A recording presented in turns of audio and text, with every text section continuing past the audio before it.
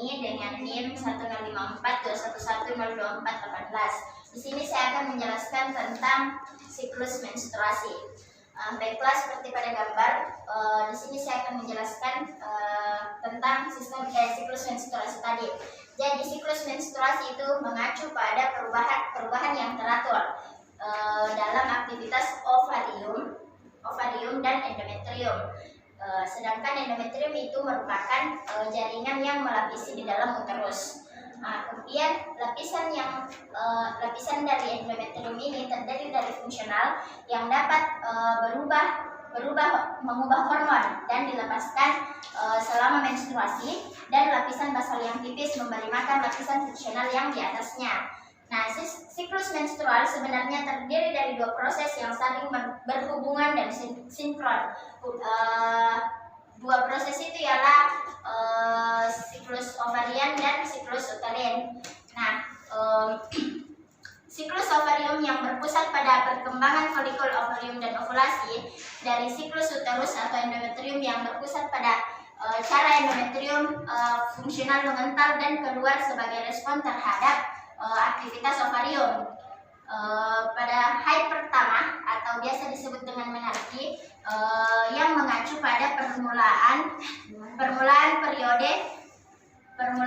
periode menstruasi pertama, biasanya terjadi selama masa remaja awal sebagai bagian dari masa pubertas. Siklus menstruasi bulanan dapat bervariasi dalam durasi 20 minggu hingga 20 hari hingga 35 hari, dengan rata-rata 28 hari. Setelah siklus menstruasi dimulai pada hari pertama menstruasi, ini dapat disebut sebagai hari pertama dari siklus haid. Nah, ovulasi atau pelepasan oosit biasanya terjadi 14 hari sebelum hari pertama menstruasi. Jadi untuk siklus menstruasi rata-rata 28 hari. Ini berarti bahwa biasanya ada 14 hari menjelang ovulasi, yaitu pre-ovulasi, dan 14 hari setelah ovulasi tadi, yaitu post-ovulasi. Kemudian selama dua fase ini, ovarium dan endometrium yang masing-masing menjalani rangkaian perubahannya sendiri, yaitu masing-masing punya cara kerja tapi sebenarnya saling berkaitan. Selama 10 hari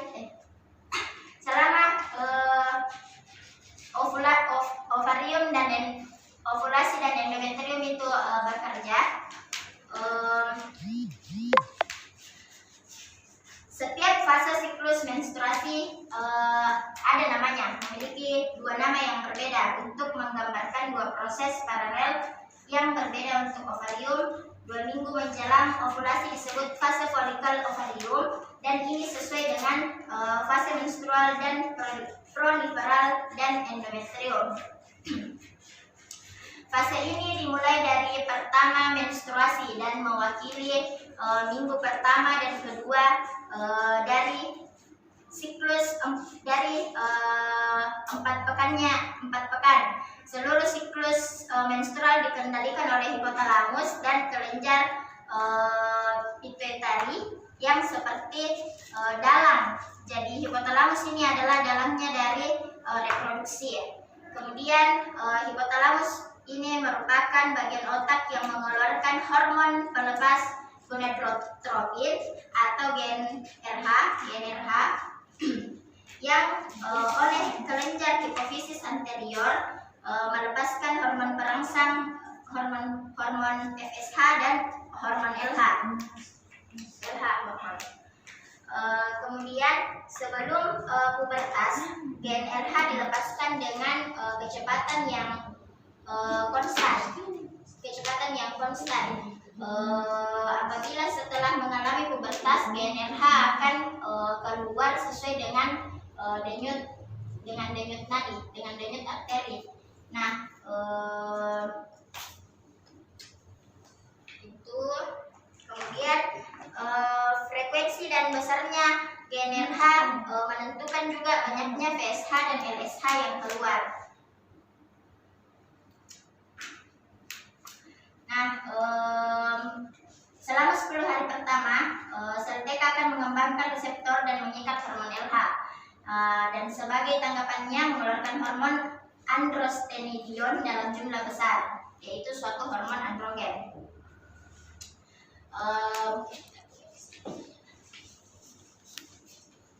Ya, demikian pula sel granulosa mengembangkan reseptor dan mengikat VSH dan sebagai tanggapannya menghasilkan enzim aromatase. Nah, aromatase ini mengubah androstenedion dari sel TK menjadi 17 beta estradiol yang merupakan anggota keluarga dari estrogen. Gambarnya di belakang.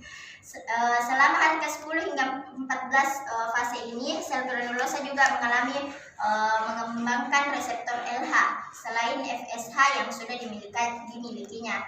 Saat folikel tumbuh dan estrogen dilepaskan ke aliran darah, peningkatan kadar estrogen bertindak sebagai sinyal umpan balik negatif, memberitahu hipofisis dan mengeluarkan lebih sedikit FSH. Kemudian sebagai akibat dari produksi FSH yang menurun, beberapa folikel yang berkembang di ovarium akan berhenti tumbuh, mundur, dan mati.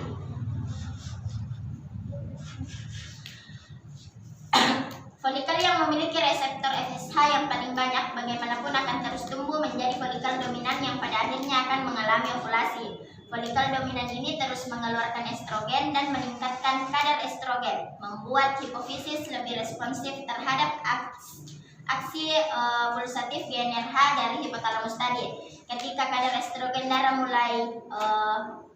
mulai terus naik semakin tinggi, estrogen dari folikel dominan yang sekarang menjadi sinyal umpan balik positif, yaitu itu yang membuat hipofisis mengeluarkan banyak FSH dan LH sebagai respon terhadap hormon GNRH tadi. Nah, jadi simpelnya adalah untuk sebagian besar dari fase folikel, hipofisis menyimpan energinya. Kemudian ketika ia merasakan bahwa folikel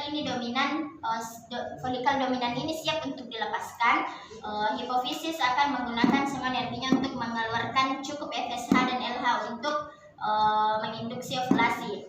Lonjakan FSH dan LH ini biasanya terjadi 1 atau 2 hari sebelum ovulasi dan bertanggung jawab untuk merangsang pecahnya folikel ovarium dari pelepasan sel telur. Jadi ada juga 2 fase, yaitu fase menstruasi dan ada fase poliseratif. Nah, ini gambarnya. Kemudian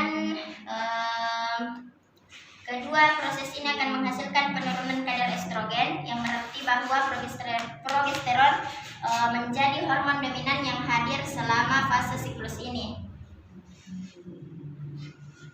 Kemudian selama 14 hari pertama siklus, endometrium melewati fase menstruasi, fase proliferasi, gambarnya tadi, dan selama hari terakhir melewati fase sekresi. Ini dia gambarnya. Jadi ini siklus menstruasi, ini fase folikular, yaitu 14 hari pertama dan 28 hari. Kemudian ini adalah fase ovulasi dan sisanya adalah luteal fase. Mungkin hanya itu yang bisa saya jelaskan. Terima kasih.